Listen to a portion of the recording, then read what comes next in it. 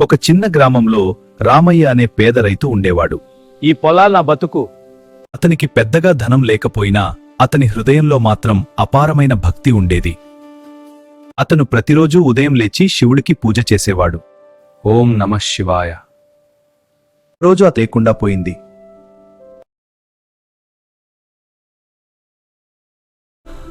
అయినా రామయ్య భగవంతు విశ్వాసం కోల్పోలేదు.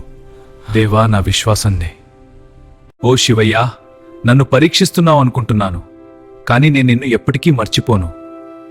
ఆ రోజు కూడా అతను చిన్న పువ్వు తీసుకుని దేవుడికి సమర్పించాడు. ఇంత కష్టంలో ఉన్నా కూడా ఈ భక్తుడు నిన్ను వదలడం లేదు. అతనికి సహాయం చేయకూడదా? ఇది అతని భక్తి పరీక్ష. ఇప్పుడు సమయం వచ్చింది. ఒరే, ఇది బంగారత. దేవుడా, నా జీవితం ఇప్పుడు పొందైపోయింది. ఒరే, ఇది బంగారత. దేవుడా, నా జీవితం ఇప్పుడు పొందైపోయింది. అతను సంతోషంగా జీవిస్తూ ఇంకా ఎక్కువగా దేవుణ్ణి భజించాడు.